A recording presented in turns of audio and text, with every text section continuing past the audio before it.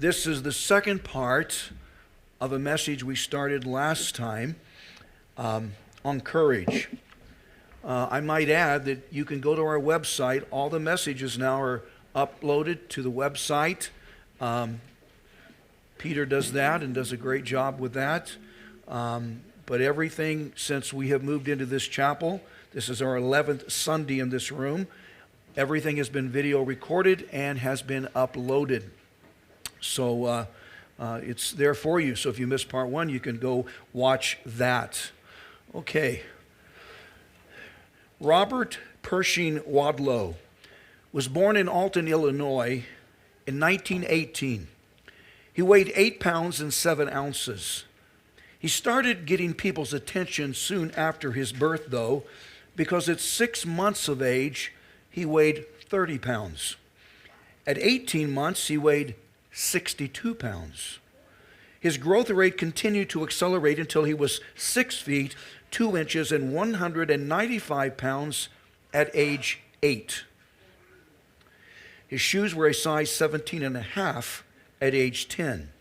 He became the largest Boy Scout in history at age 13, measuring 7 feet and 4 inches.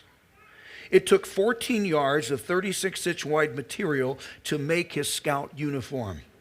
At age 18, he had reached 8 feet and 390 pounds. His clothing required 3 times the normal amount of cloth, and his shoes were a size 37 and cost $100 a pair. Remember, that was $100 in the mid-1930s. That same shoe now would cost more than $1,800. Robert's unique size was because of an overactive pituitary gland that produced much higher than normal levels of growth hormone. Today, medical science can compensate for that problem, but in the 1920s and 30s, there was no known therapy. Because of an uncontrollable infection in his foot, Robert died in his sleep at only age 22. At the time of his death, according to Guinness, he was the tallest human in modern times at 8 feet, 11.1 inches. That's almost 9 feet, and he weighed 490 pounds. And doctors said there was no indication that his growth had actually stopped. He was so large that his casket weighed more than 1,000 pounds and required a dozen pallbearers assisted by other men. I actually counted 17 men in that picture that carried Robert's casket. Robert was referred to as Alton's gentle giant. And out of respect for this man that overcame such a unique handicap, all businesses closed the day of his funeral, and more than 40,000 people signed the guest register. That's so very, very impressive. But in ancient times, there was another giant that was larger than Robert Wadlow, and his name was Goliath. That name should sound familiar. He was an ancient Philistine warrior, and last time we said he was at least 9 feet and 9 inches in height, and judging from the size of his armor, he could have weighed up to 700 pounds. This is the second part of a 2-part message on the subject of courage.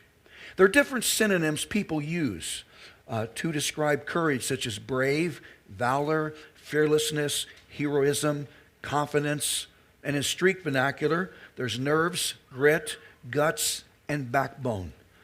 And God knows we need more backbone. Last time I mentioned a definition that fits this narrative. Notice on the note sheet.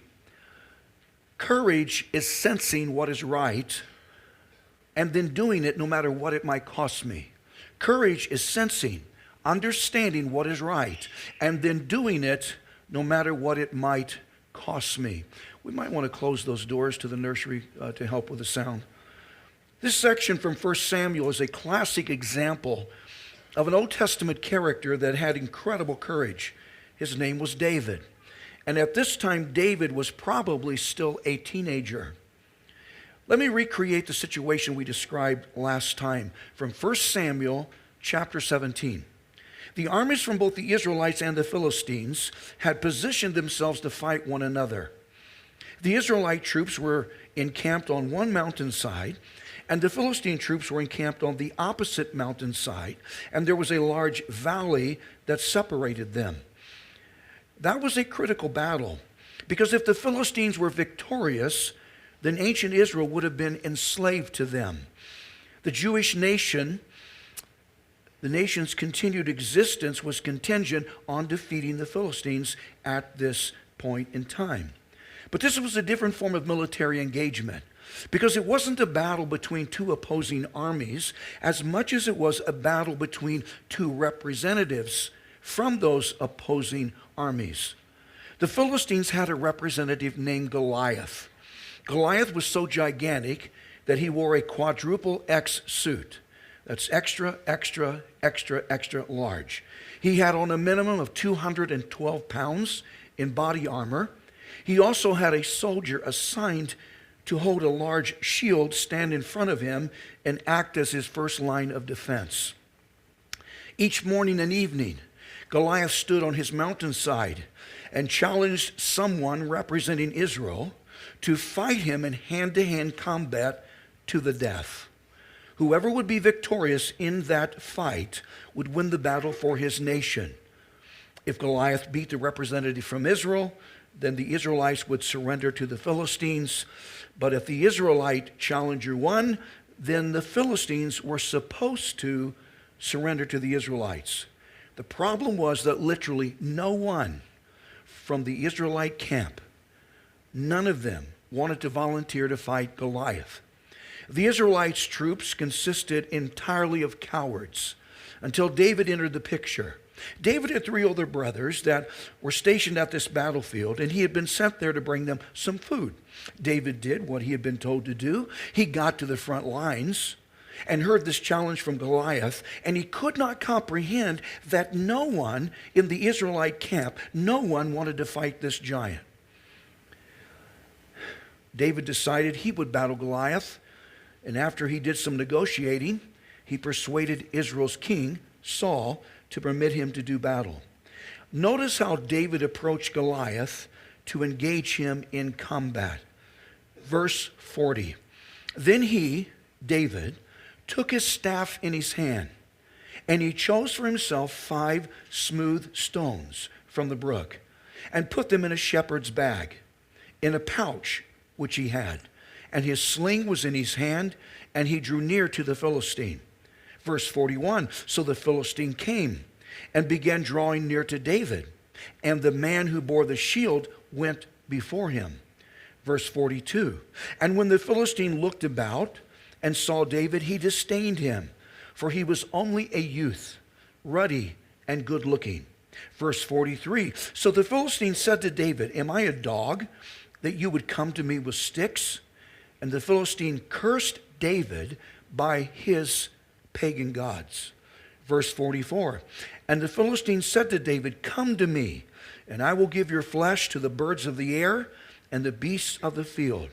So Goliath sees David approaching him, and Goliath ridiculed the fact that David was just a teenager, and Goliath ridiculed David's inexperience at warfare, and he ridiculed the God David served, and boasted that he would defeat David and he would feed his dead corpse to animals. But David wasn't afraid. He stared this giant down. Verse 45, then David said to the Philistine, you come to me with a sword, with a spear, and with a javelin, but I come to you, notice, in the name of the Lord of hosts, the God of the armies of Israel, whom you have defied. Verse 46, this day, David said, this day the Lord will deliver you into my hand, and I will strike you and take your head from you. So David predicted the outcome of this fight. And this day I will give the carcasses of the camp of the Philistines to the birds of the air and the wild beasts of the earth, that all the earth may know that there is a God in Israel. Verse 47, then all this assembly shall know that the Lord does not save with sword and spear, for the battle is the Lord's, and he will give you into our hands. So David's confidence was not so much in himself. His confidence was in God. He was convinced God would enable him to defeat Goliath. David predicted that God would enable him to defeat this giant. Goliath was big, bad, and ugly. And from his perspective, might is right. But according to David, right is might. And David was right. Courage understands what is right and then does it no matter what it might cost. The famous sportscaster Howard Cosell said, "What is right is not always popular, and what is popular is not always right." An English Quaker named William Penn founded the state of Pennsylvania. He made the statement, "Right is right, even if everyone is against it, and wrong is wrong, even if everyone is for it." William Jennings Bryan is a name some of us remember from the famous 1925 Scopes trial on evolution. Bryan was a former Secretary of State and an attorney that prosecuted a Dayton, Tennessee high school teacher named John Scopes because Mr. Scopes had been teaching evolution in the classroom, which was at that time against state law. Now teaching biblical creationism is against state law. Mr. Bryan said, "Never be afraid to stand with the minority which is right, for the right minority will someday be the majority." And I agree, although we might have to wait until Jesus returns for that to happen. Courage is seeing and sensing what is right and then doing it no matter what it might cost us. In confronting this giant, David did not assume the position of least resistance. David's attitude was not, "Don't rock the boat and don't ruffle feathers."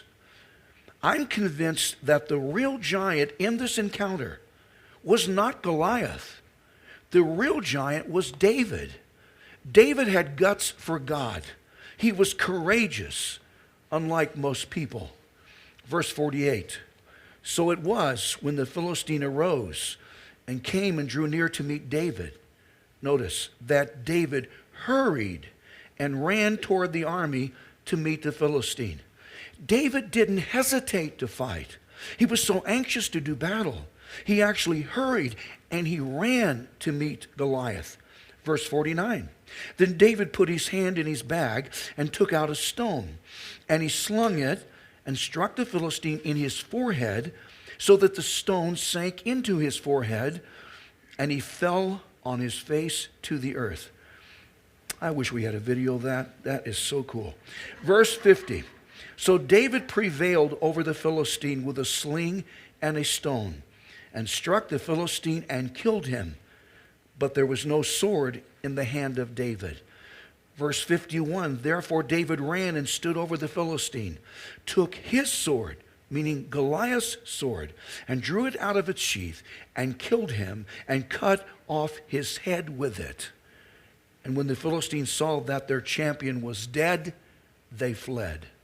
David's entire arsenal consisted of a sling, a single sling, and 5 stones. And as he approached Goliath, he inserted one of those stones into that sling. The stone he used probably resembled something just slightly larger than a marble in size. Something slightly larger than a marble, something slightly smaller than a golf ball. The sling David used was different than modern slingshots. This is a simple contemporary slingshot. As a teenager, I had one similar to this. I thought slingshots were kind of cool as a middle age teenager. Now, this is a high-tech slingshot. I mean, this thing even has a laser pointer. Can you imagine buying that slingshot? It's kind of cool. Maybe I should get one. Anyway, the ancient sling that David used, though, was different. It consisted of a long, non-elastic, meaning non-stretching, string made out of sinew or leather. And in the middle was a leather receptacle to hold the stone, as in this next picture. That was the slingshot David used. That sling would be swung around and around the head once or twice, or sometimes even more, and this discharged by letting go of one end of the string. David swung his sling around and around and around, and then suddenly released the leather thong, and the stone projectile left David's sling at an estimated speed exceeding 100 miles per hour. That stone penetrated the only unprotected place on this giant's entire body with incredible precision. It came crashing down onto his forehead and buried itself into his brain. So after the dust had cleared, the scorecard read David, winner in the first round by a knockout. But since this is the age of historical revisionism, it's interesting how some people want to spin this account so as to discount the miraculous dimension. There are some that want to humanize this account until it is nothing more than a fascinating legend. I found this article from the Associated Press. It reads, Goliath was a sickly giant, weakened by glandular problems, and probably didn't notice David hurling the fatal pebble at his head. Researchers theorize Dr. Pauline Rabin, a psychiatrist, and her husband, Dr. David Rabin, an endocrinologist, both from Vanderbilt University, claim there was evidence that Goliath suffered from a combination of ailments that made him physically vulnerable to the small rocks David had loaded into his slingshot. These two medical professionals say Goliath suffered from giantism and possibly from a rare disorder called endocrine neoplasia, which causes tumors to grow in the endocrine gland. It would explain why Goliath was so large, why he didn't really see David, and why he was felled by a single small rock from a slingshot. Dr. Rabin said in this disorder, the body produces extra growth hormones, which would account for Goliath's giant height. She said one reason why Goliath probably took little notice of David was because the disease had put pressure on his optic nerve, resulting in diminished vision. He could see, but it was sort of like a horse wearing blinders, and he had to turn his whole head in order to see. He also probably had a bone defect in his skull and probably a lot of cysts. The psychologist said cysts softened the bone beneath them, and David's stone probably struck a cyst, thus penetrating the skull, thus resulting in instant death. Mrs. Rabin added, Goliath's rare disorder also could have caused tumors in his pituitary gland and pancreas, leading to low blood sugar and contributing to his overall physical weakness. This explains his giantism. It explains his inability to see the stone coming at him and the immediate fatality of it all. So it could be said that David might have had an assist from God, but via Goliath's extremely poor health, Mrs. Rabin added. Now, if we accept that sort of logic from people that discount the miraculous, from people that just want to explain it away in human language, then consider the ramifications of that argument. If we were to believe this article I just read, then that means thousands of Israelite soldiers were literally totally terrified of a sick and almost blind giant who was so weak he couldn't actually defend himself. That's nonsensical. Remember, Goliath had a soldier assigned to hold a large shield and maneuver that shield in front of him in order to protect him. Nothing is said about that soldier being sick and weak and unable to do his job. The problem was his reaction speed was just too slow. That stone projectile was moving at such incredible speed, and it came at such a surprise, the soldier was just unable to move quick enough to position his shield in front of Goliath's face in order to stop the stone from penetrating his skull. There is no human explanation for what happened to Goliath. This was a miraculous act from God. One author describes that brief battle scene like this: with a rush, like a leopard, leaping to the attack, David launched himself up the hill toward Goliath. The sling whistled ominously as he whirled it around his head. Then the thong was released, the stone struck. The next instant, the giant crashed down the slope face forward. The blood oozed from the skull, shattered by the rock. It was as if he had been struck by a bullet. David rushed up to the prostrate form as Goliath's armor-bearer fled in panic. Picking up the giant's massive sword, he severed his head, and then in triumph, David stood upon the huge hulk. The battle was over. The daring deed was done. It was an instant of intense elation for all of Israel. And people, that's how it happened. Understand that what all of Saul's military might had been unable to achieve, a single shepherd boy had done with simple faith in his God. David had courage. David understood what was right in this situation. It was right that someone volunteer to take on this gigantic man in order to protect the Jewish people from mass slaughter and utter extinction, and in order to defend the name of his God. So David said, this is the right thing to do. I don't care what it costs me. If I die, I die. This is what I should do. God is going to enable me to do this. And he did. Let me mention 4 principles about doing the right thing. One is, it is always right to do right. It is always right to do right. Most congregations have a significant percentage of divorced persons. And that's unfortunate, but that happens. And no survivor from divorce should ever hear be made to feel less than, inferior to someone that hasn't been divorced. Divorcees should be welcome and accepted just as anyone else. But if someone's present marriage is in trouble, then being courageous and doing the right thing means fighting for that marriage. That could mean attending a marriage retreat, or seeing a marriage counselor, or getting together with another couple that has a successful marriage. Courage means fighting for the marriage, meaning working it out, not walking out.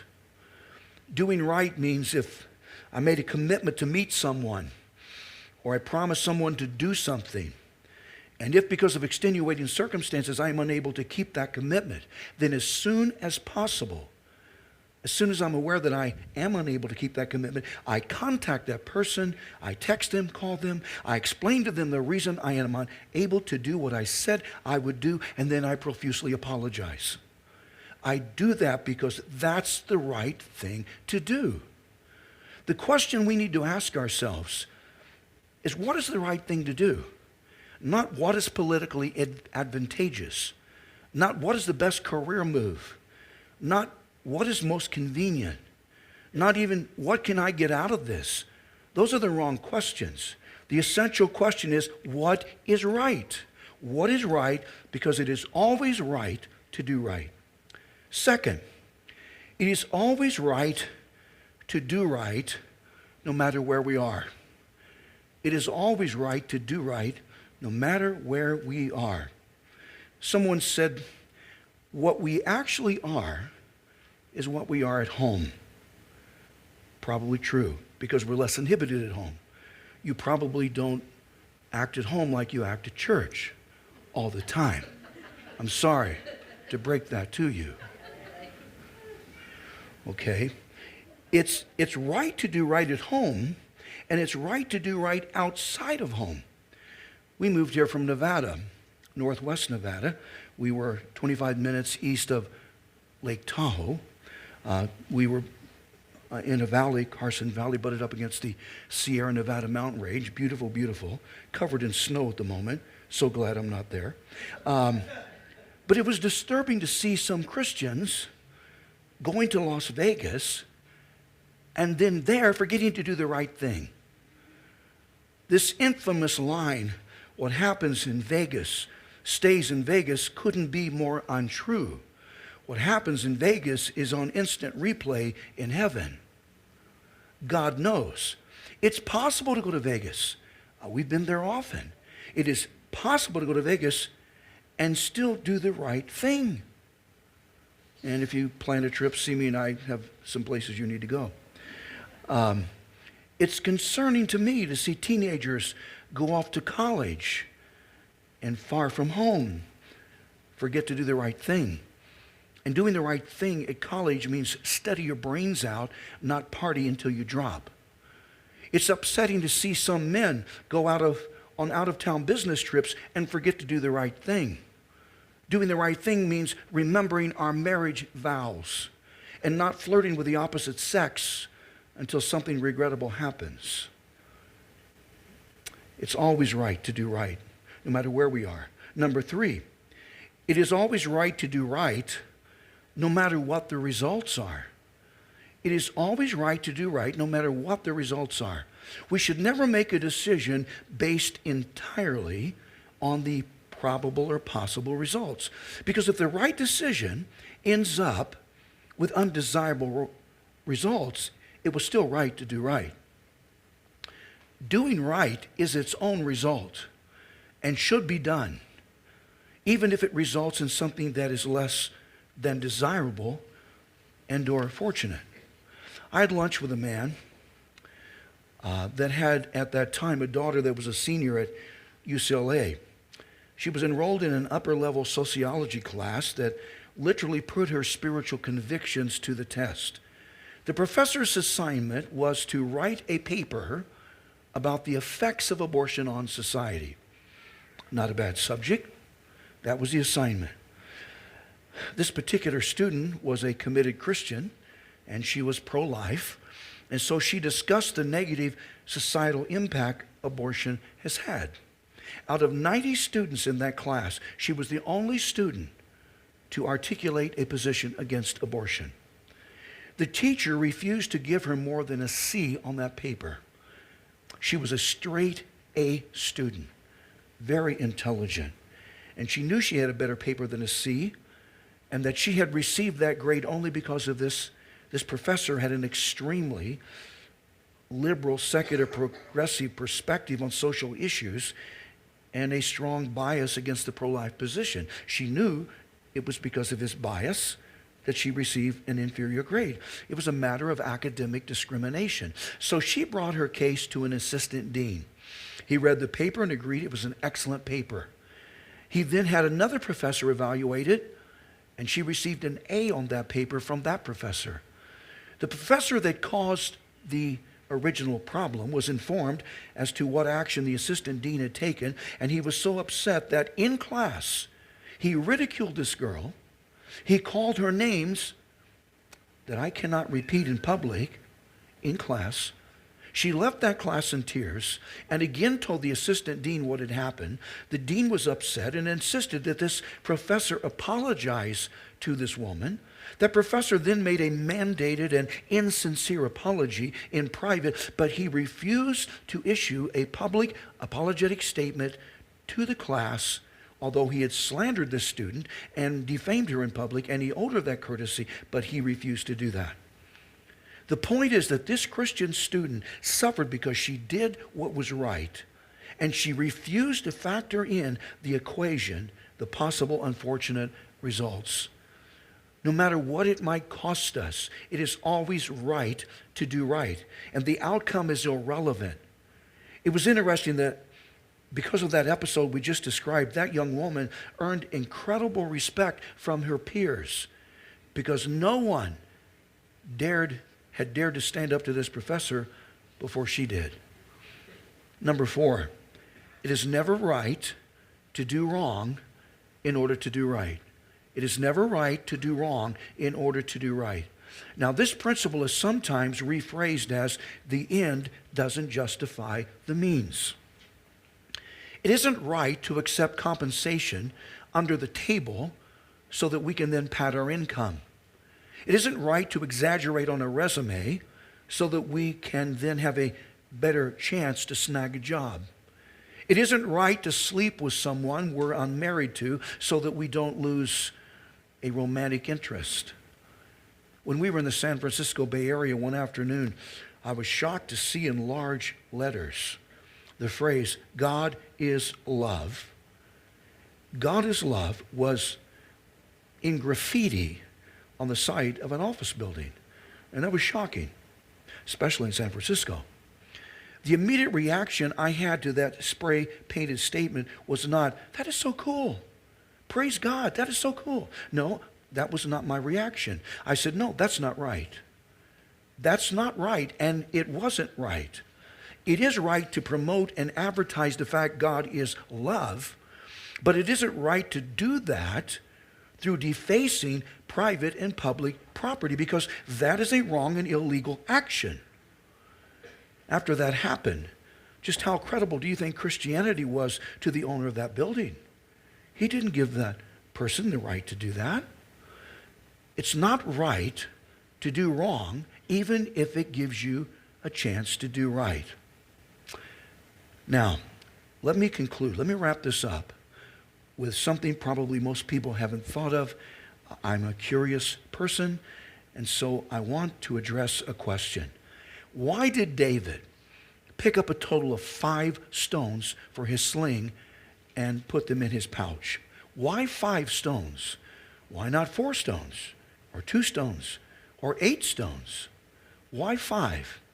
Was David afraid he might miss, so he needed some extra stones so he could get off another shot? No, it wasn't because he wanted a plan B if his plan A was unsuccessful. Remember that from childhood, David had been trained to be a shepherd.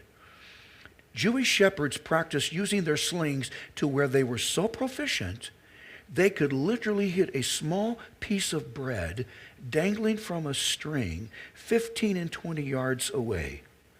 David was an ancient sharpshooter. He was a marksman using a sling. So why did he need 5 stones? Basically, David only had 1 shot at Goliath, because if his first stone missed, I'm sure Goliath wasn't going to let him get off a second shot. So why would he need 5 stones? I believe the answer to that question is found in 2 Samuel 21. 2 Samuel 21. Listen carefully as we go through this. 2 Samuel 21, verse 15. When the Philistines were at war again with Israel, this is another battle against those same Philistines, David and his servants with him went down and fought against the Philistines, and David grew faint. Meaning David was exhausted from this battle because he was an older man at this point in time. Verse 16. Then Ishbi-Benob, who was one of the sons of the giant. Don't miss that. Ishbi-Benob was one of the sons of the giant. The giant mentioned in this verse is the same giant we have been discussing, Goliath. And notice this man was one of Goliath's sons. The weight of whose bronze spear was 300 shekels, who was bearing a new sword, thought he could kill David. Notice that according to this verse, Saul had sons, plural, meaning he had more than one son, and Goliath's sons were also gigantic people.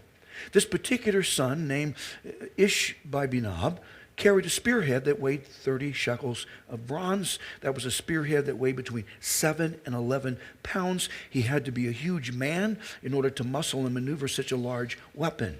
Then notice the phrase in this verse that states, Ishbi-Benob thought he could kill David.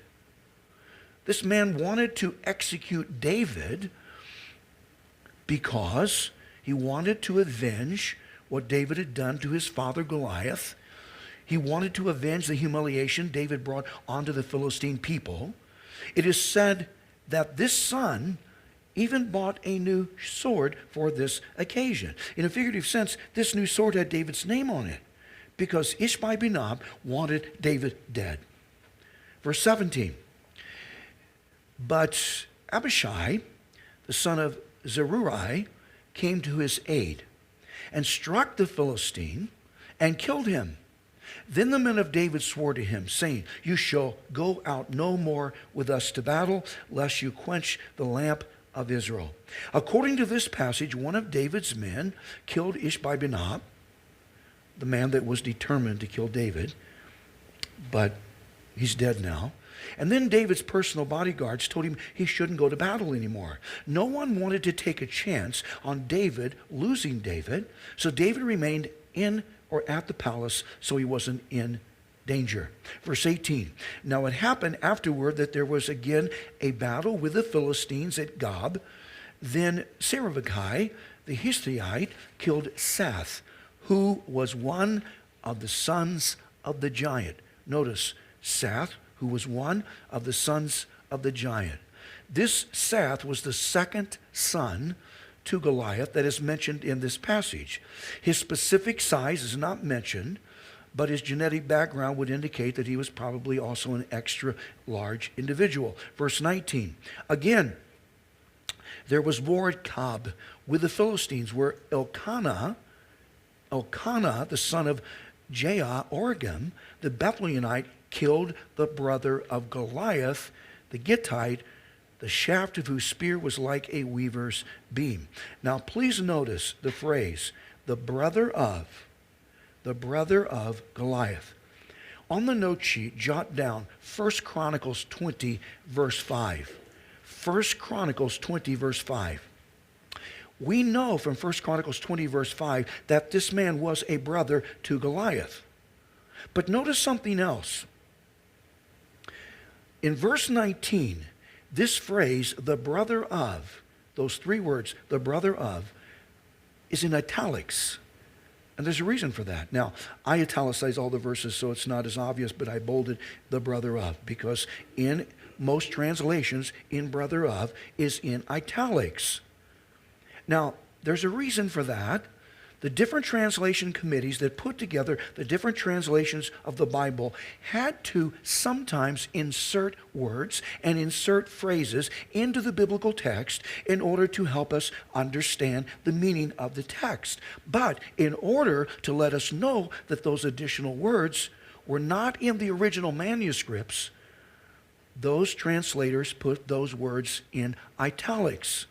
So understand, italicized words, anytime we see them, reading the text, are inserted words. The translation committee inserted those words and want us to know that those words are helpful to understanding the text, but are not a part of the original biblical text.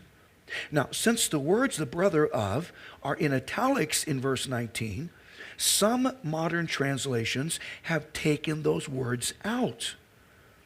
That's not a wrong thing, since they're not in the original text. It's not wrong to omit them, but that does cause a problem. Because if we remove those words, the brother of, from verse 19, then that makes the verse read as though Elkanah killed Goliath and not David. And that is not what happened. God used David alone to kill Goliath. So this man we just read was Goliath's brother. And the italicized words, the brother of, should remain in verse 19 because 1 Chronicles 25 states outright that this man was Goliath's brother.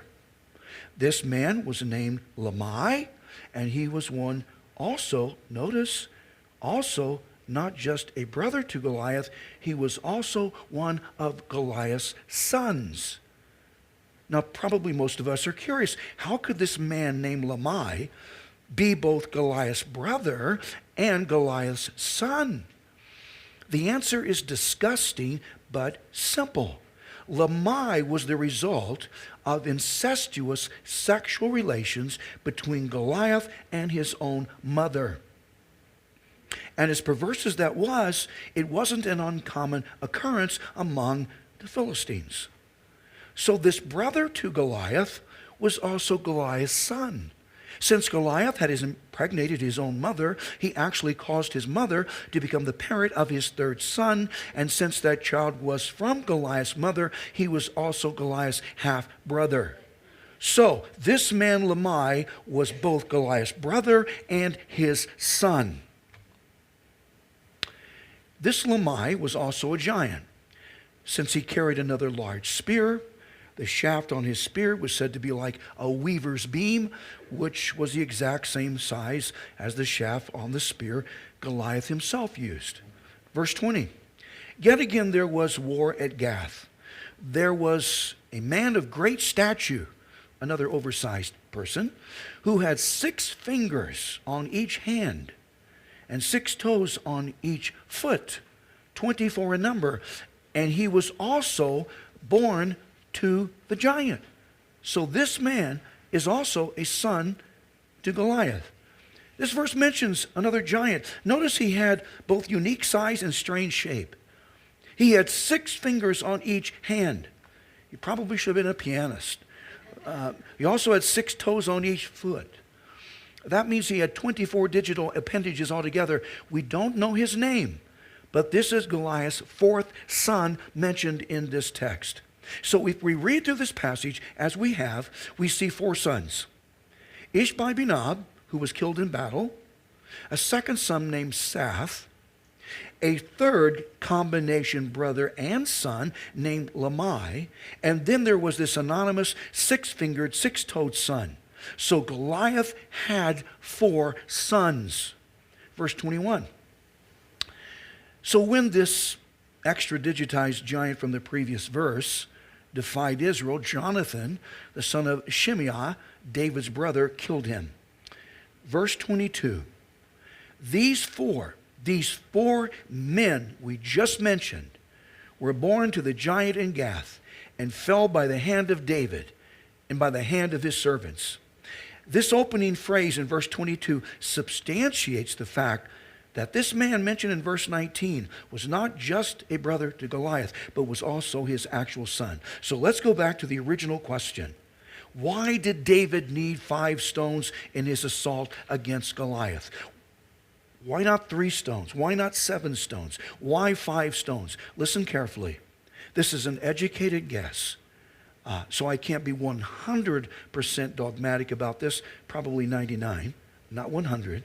But I believe David brought 5 stones for his sling, put them in his pouch, because he intended to use the first stone to kill Goliath. And then if Goliath's 4 gigantic sons showed up, he intended to also kill each one of them. 5 stones, 1 stone designed for each gigantic male member of Goliath's household. David literally intended to take them all on. Men and women, that's called courage. Sensing what is right and then doing it no matter what it might cost us. Tertullian was one of the earliest church fathers. He was the first person, we believe, to use the word Trinity to describe the Godhead. Tertullian, we assume this is an artist's rendering, is the one at the table in the center. Tertullian was a champion of righteousness regardless of the personal costs. He felt deeply about Christian commitment in the face of the easy compromise expected in his time. Historians record that at one meeting, he challenged fellow Christians regarding their practice of dropping incense at the feet of idols on their way to work. And then a young Christian came up to him after and said, but we can't do that. The labor guilds require us to drop incense in front of those idols for a job. We're required. It's part of our job. Tertullian responded, I don't care who requires it, and I don't care for what reason it might be required. Tertullian said, using incense like that is the same as idolatry, and it's wrong. And this man said, but Tertullian, we have to work. Why? Because we have to eat. Why? Because we have to live. Tertullian responded, no, you don't. You only have to do what is right. Christian, we don't have to survive. We only have to do what is right. In a situation where push has come to shove, do we see and sense what is right and then set aside ego and set aside personal advantageous benefit and commit ourselves to doing that which is right no matter what it might cost us? Is that where we are? That's courage. So the question presented to me from last time, I present to you. So how's your courage? Let's bow our heads. Father, thank you for this example of David. He was a courageous man. We need more courage in the evangelical community. We need more courage among pastors who are afraid to say anything that might be offensive or upset someone in the congregation. And so they hedge on this and that and refuse to be a truth teller. Sometimes it's not so much what they say, but it's what they don't say, because they're cowards and they aren't courageous. Father, I am susceptible to cowardice just as anyone else. Help me not to succumb to that temptation. Help me to be courageous, to speak truth no matter what it might cost, if it costs me a congregation. Help me to be faithful to speak truth. So God, I thank you for this example. I hope we won't forget it. I pray we'll let it stay in our hearts and our minds and make a difference in each of us. I can almost promise that at some point there'll be an assignment, a test. Will we be tested on what we've heard today? And we'll be faced with a situation, and we'll have to determine, do I be a coward and just back off or cave in? Or am I going to be courageous and stand up and do what is right no matter what? So thank you for what we've learned. I pray that you'll bless us. And I thank you in Jesus' name. Amen. Amen.